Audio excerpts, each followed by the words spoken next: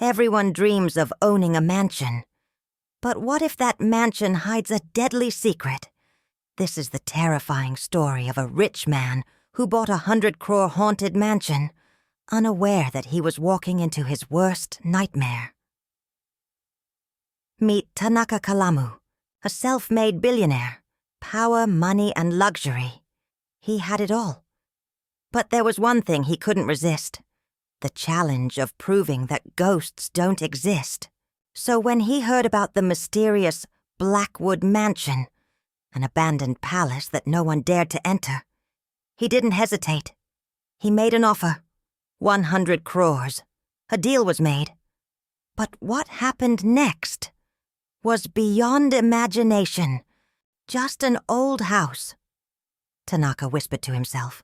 People are scared for no reason. But as he stepped inside, something felt wrong. The air was heavy, thick, as if the house itself was watching him. The moment he crossed the threshold, the grand chandelier above him flickered. And then, with a loud crack, "Nice try," he muttered, thinking it was just bad wiring. But what he didn't know was that the house had just welcomed him, and it never lets its guests leave. The deeper he walked, the more he felt something strange. The wooden floor creaked under his feet, but only when he moved. The air smelled of something rotten, something old. A long hallway stretched before him, leading to a grand staircase. His footsteps echoed. But then, he heard something else.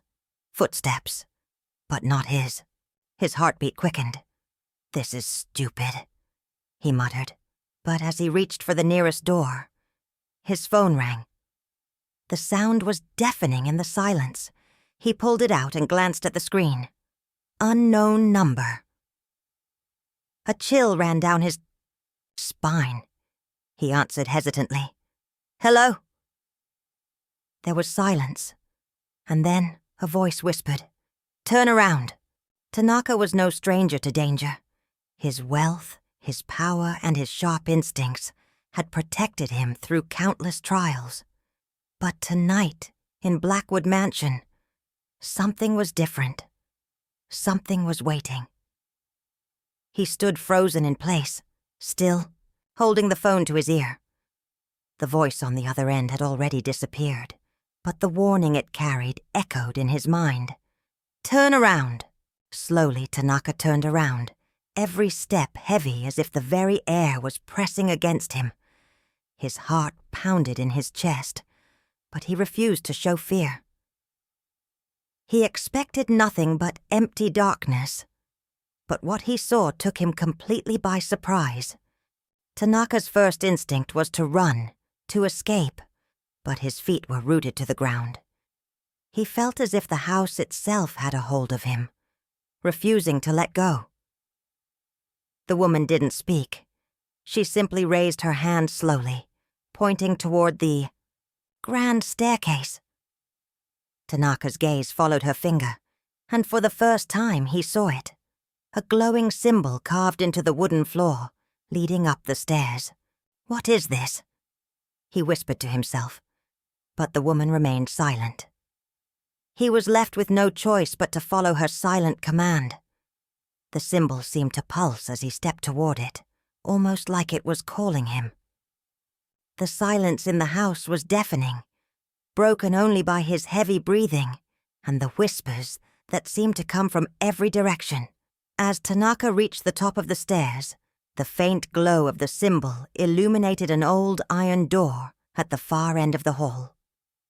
Behind the door lay the true horror of Blackwood Mansion. But Tanaka wasn't ready to turn back. He had come too far. Tanaka stood in the dark room, his heart racing as the cold air wrapped around him. The door behind him slammed shut with a loud bang, trapping him in the shadows. He had come here for a challenge, to prove there were no such things as ghosts. But now, in this room, he could feel the house fighting back, trying to show him the truth. The silence is unbearable, thick with something that feels alive. Then from the far corner of the room, a low whisper echoes in the air. "You shouldn't be here." Tanaka swallowed hard, his mind racing. Was it his imagination, or had the house begun to speak to him? The floor beneath his feet groaned as if answering his thoughts, and suddenly the walls seemed to close in on him. He wasn't alone. Something was there, watching him. Before Tanaka could react, the temperature dropped even further. His breath came out in visible clouds, and a strange sensation prickled at the back of his neck. The air grew thick with tension. And then he saw it. The woman's eyes pierced through him like daggers, her mouth twisted into a sadistic smile. "You should have listened," she whispered, her voice like 1,000 whispers all around him. Tanaka knew then that the mansion was not just haunted, it was alive, and it was feeding on his fear. There was only one way out now, but Tanaka wasn't sure he was strong enough to face it. Tanaka's heartbeat quickened. He couldn't comprehend what was happening. He stood facing the ghost, the source of his greatest fears. The spirit, now close enough to touch, had a tale of its own to tell. "Why are you doing this?" Tanaka asked after a long pause, his voice full of determination. His body longed to flee, but he gathered his courage and asked the spirit. The spirit remained silent, its face twisting into a sinister smile, as though hiding a deep secret. Tanaka realized that getting an answer from the spirit was pointless. The face of the ghost seemed set, its eyes filled with an intensity that spoke of something much deeper. Suddenly, the spirit raised a finger and pointed directly at Tanaka, its voice booming in a chilling whisper. "It's too late for you. Your time in this house is over." Tanaka felt like his life was in the grip of this spirit. Her eyes held a darkness unlike anything he had ever seen. But he didn't let that control him. He faced the ghost head-on and said, "I'm not afraid of you. You can't hurt me." The ghost's face began to change. Her eyes, once filled with anger and malice, now held a hint of sorrow, as though she wanted to share her ancient story. It was then that Tanaka understood. The mansion's spirits were not simply haunting. It was their story, their past, that had bound them here. Tanaka stood there, his mind racing as he tried to piece together the cryptic warning. The mansion around him seemed to breathe, its very walls whispering of things best left forgotten. The ghost had vanished, but its presence still lingered in the air, heavy and foreboding. In the silence that followed, Tanaka felt an odd sensation creeping up his spine. He wasn't alone anymore. He wasn't sure if it was the ghosts of the past or something even darker that was watching him. Suddenly, he heard a noise, a faint, eerie sound that seemed to come from deep within the mansion. A door creaked open in the distance, beckoning him forward. Tanaka's curiosity got the better of him, and with a steady hand he pushed open the door. What he saw left him breathless. The room was filled with old artifacts, ancient masks, carved statues, and relics that seemed to come from a time long forgotten. But the most chilling thing was the old, weathered book placed in the center of the room, its pages stained with something dark. Tanaka approached the book cautiously. He could feel the weight of the knowledge it contained, as though it was not meant for mortal eyes. But curiosity pushed him forward. As he opened the first page, he could feel a cold gust of wind sweep through the room. The pages were filled with strange symbols, drawings, and a story that seemed to mirror the mansion's dark history, a curse that had haunted its inhabitants for centuries. He read the words aloud, though he didn't know why. As the final words left his lips, a deafening silence filled the room. The air grew colder, and the shadows seemed to close in on him. It was then that he realized he had unlocked something that should have remained sealed. The curse that had haunted this place was real, and it was now awake. The moment Tanaka uttered the final words from the cursed book, the mansion trembled. The very ground beneath his feet seemed to groan in pain, as if the house itself was alive and waking up from a long slumber. The temperature plummeted, and a chilling wind swept through the room, blowing out the flickering candlelight and casting Tanaka into darkness.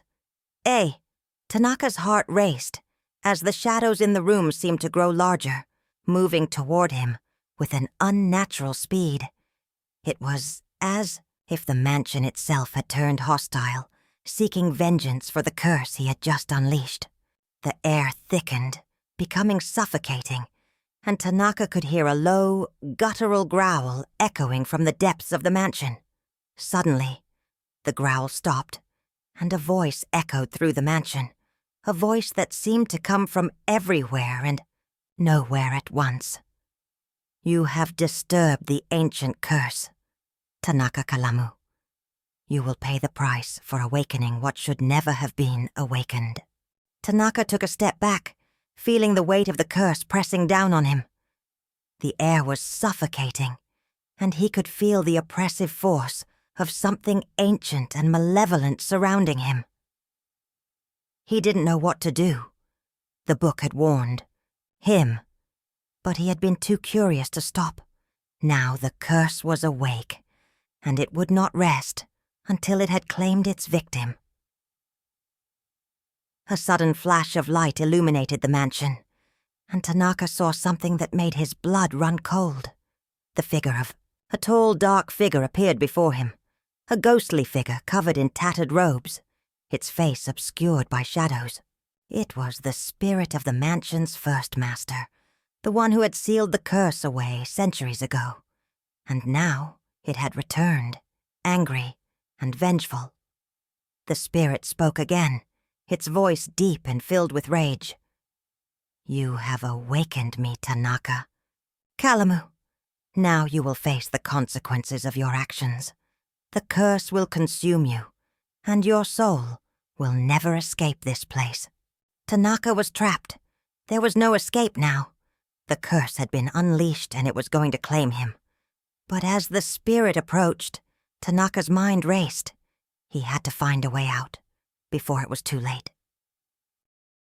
Tanaka's heart pounded as the ghostly figure loomed over him, its presence suffocating the very air around him. He could feel the coldness of death creeping up his spine. But in his heart, a spark of defiance burned. He knew that if he didn't act fast, the curse would consume him. But how could he fight something so powerful, so ancient? The spirit spoke again, its voice a low hiss that reverberated through the mansion. "You cannot escape me, Tanaka Kalamu. This place is my domain. I am the keeper of this curse, and you will never leave." Tanaka, however, wasn't ready to give up just yet. He had uncovered the secret of the curse. The ancient book he had found had one more page, a page that held the key to breaking the curse. But he needed to get to it, and fast. With a quick glance around, Tanaka spotted a hidden door in the corner of the room, a door that led to a long, dark hallway. The book's last page, he remembered, was kept in a secret chamber in the mansion's depths.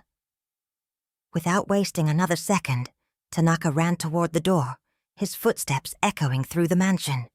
The spirit let out an enraged scream as it chased after him, its dark form filling the hallway. Tanaka's heart raced faster as he sprinted through the dark corridor, the walls seeming to close in on him. He had to reach the chamber before the spirit could catch him. He reached the door and slammed it open, revealing a small, dimly lit chamber. In the center of the room, a pedestal stood, and on it rested the final page of the cursed book. Tanaka's eyes locked onto it, his salvation or his doom. As soon as Tanaka touched the page, a powerful surge of energy coursed through the room. The spirit screamed in fury as the shadows in the mansion began to dissipate, losing their hold on the house. But it was not over yet. Tanaka still had to destroy the curse. He had to burn the page and release the mansion from its torment. Tanaka's heart pounded as the final page in his hand began to glow with an eerie, dark energy. The spirit's enraged scream echoed through the mansion, its shadowy form twisting in fury.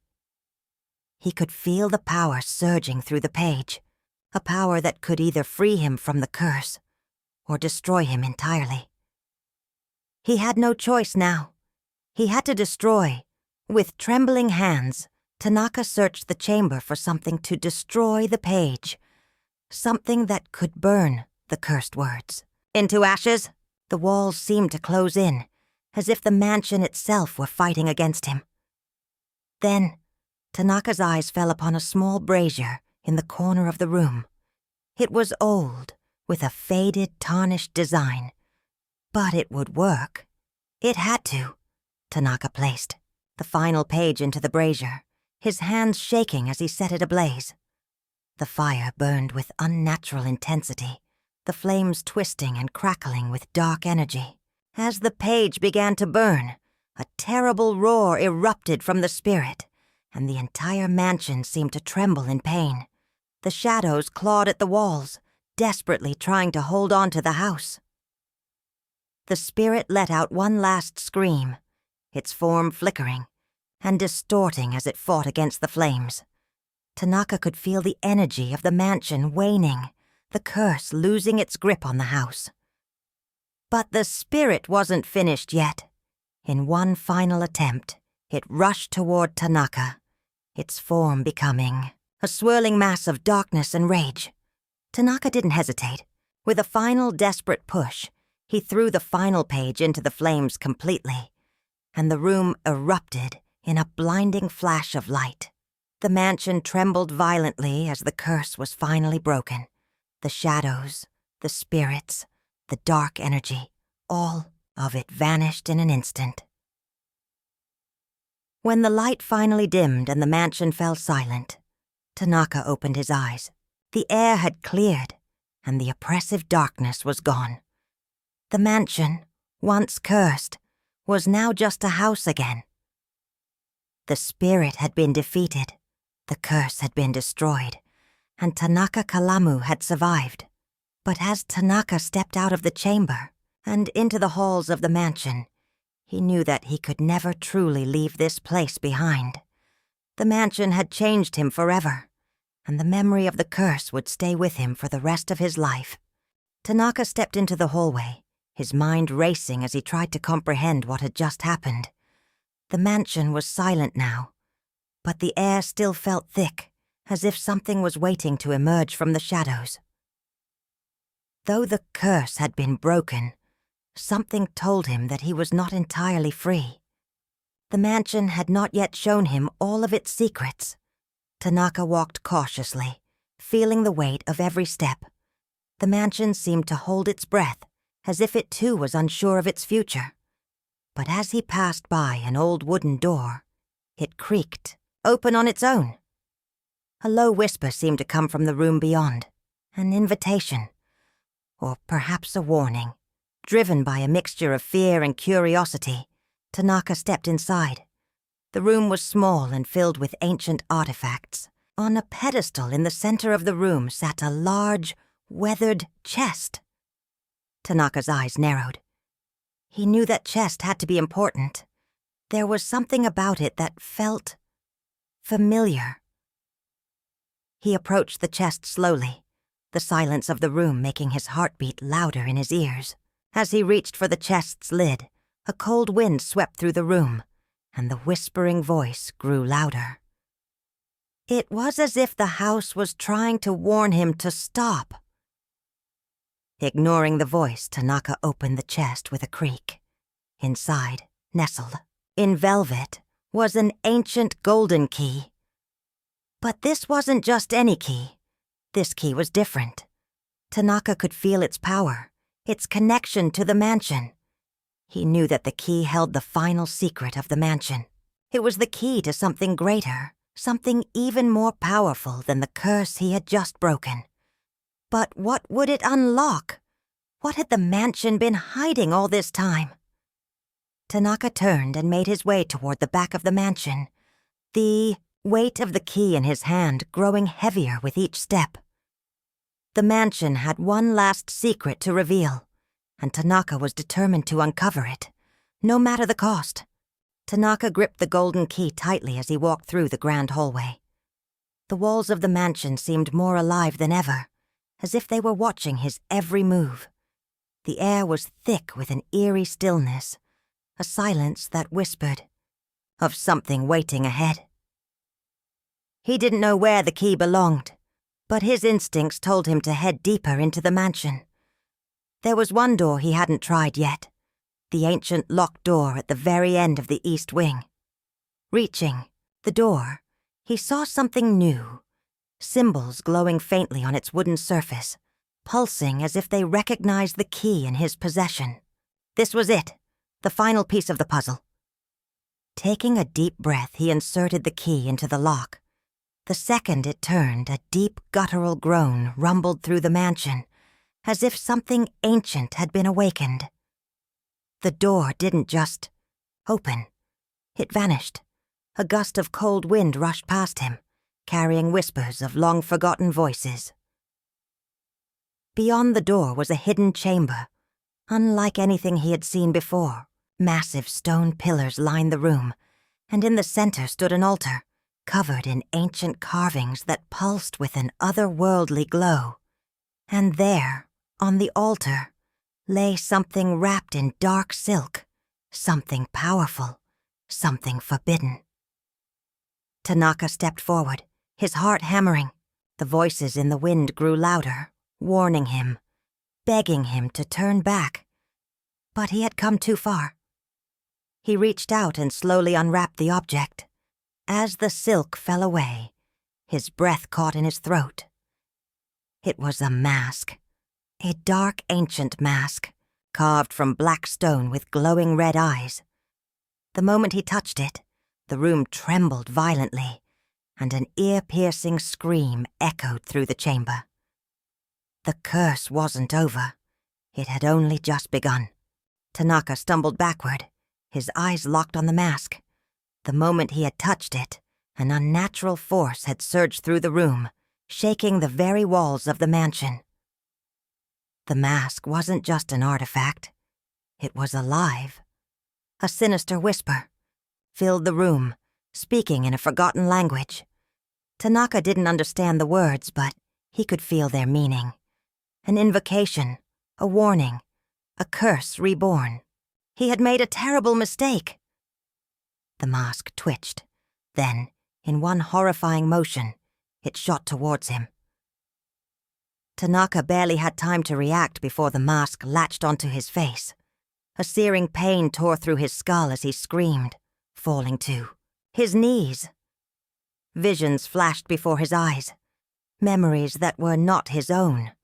A forgotten king, betrayed and cursed, a civilization wiped from history. And the mask? It had been sealed away to imprison the spirit of an ancient vengeful god. Now that god had found a new vessel, the mask loosened its grip, finally releasing him. Tanaka fell forward, gasping. His entire body was trembling, his heartbeat pounding like a war drum. But something was different. He could feel it. The mask had left something inside him. Tanaka knew one thing for certain. He was no longer the same man who had walked into this mansion. And whatever had just awakened inside him, it wasn't human. Tanaka stood in the center of the chamber, his breath heavy, his body trembling. The mask had vanished, but something inside him had changed. He could feel it. Power, ancient and raw, coursing through his veins like fire. His vision blurred for a moment, then suddenly, he wasn't in the mansion anymore. He was somewhere else, a different time, a different world. Before him stood a towering throne, carved from black stone, with golden serpents coiling around its edges. And on that throne sat a figure, a king draped in royal African robes, his skin gleaming like obsidian. His eyes locked onto Tanaka's, and in that moment Tanaka knew. This was the god imprisoned in the mask. "You have freed me." The god's voice boomed, shaking the very sky. "And now you shall take my place." Tanaka staggered back. "No, I didn't mean to."